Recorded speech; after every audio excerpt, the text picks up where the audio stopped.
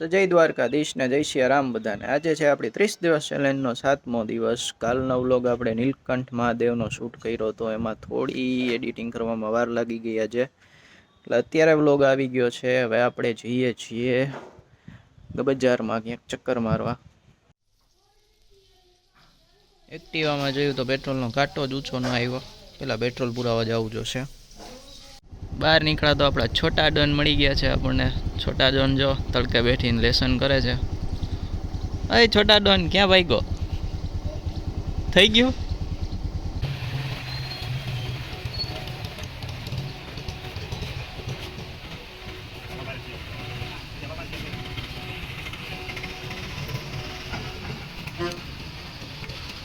આપણે આવી ગયા છીએ પેટ્રોલ પુરાવીને દુકાને જોયું તો સ્પ્લેન્ડર, સ્પ્લેન્ડરનું કલર કાઢ્યો છે અડધા પડધામાં।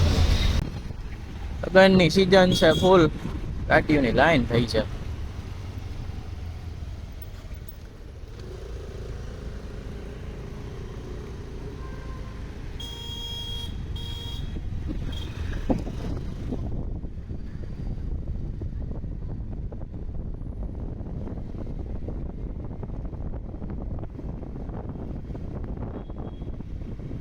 જય શ્રી કૃષ્ણ મહાદેવ।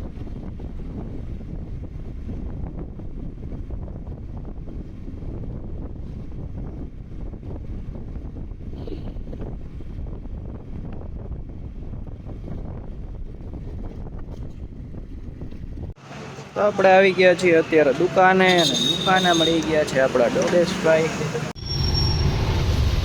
આપણા રેગ્યુલરના પાડેલા ડોબેશભાઈઓ।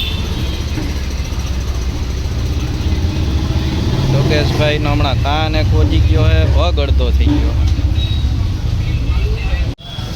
આજે આપણે ત્યાં આવી છે સ્વિફ્ટનું બમ્પર કાળું છે, એ કલર કરવાનું છે। કંપનીના બાય ડિફોલ્ટ બમ્પર અવાજ આવે છે, અને આપણે ગાડીના કલર મુજબ પેન્ટ કરવો પડે છે। જો ટેપિંગ કરીને કમ્પ્લીટ થઈ ગયું છે, અત્યારે થોડીક વારમાં પેન્ટ લાગશે। અત્યારે લાગી રહ્યું છે સરફેસર, પછી આવશે કલર, સુકાશે પછી લાગશે। તો આપણે આવી ગયા છીએ ઘરે, અને આપણે અત્યારે જવાનું છે હનુમાન દાદાના મંદિરે, કારણ કે આજે છે શનિવાર। ચલો જઈએ હનુમાન દાદાના મંદિરે। જય શ્રી રામ, જય દાદા હનુમાન।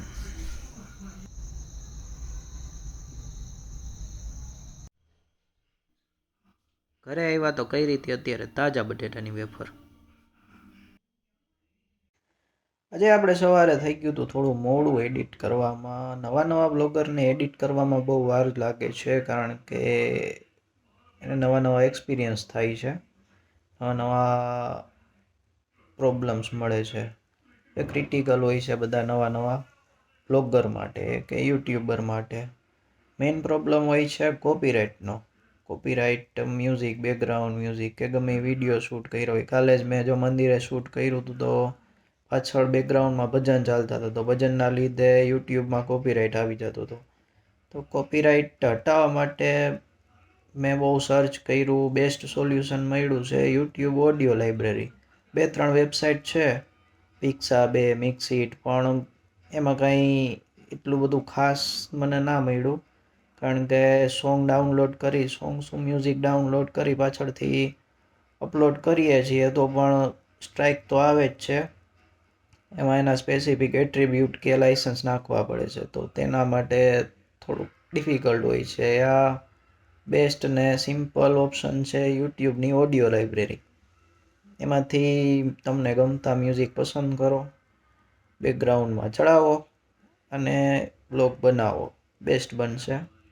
મેં પણ અત્યારે આ જ ટ્રાય કર્યું છે। જો તમારી પાસે કાંઈ નવો ઓપ્શન હોય તો કોમેન્ટમાં કહેજો કે તેના માટે બેસ્ટ શું છે,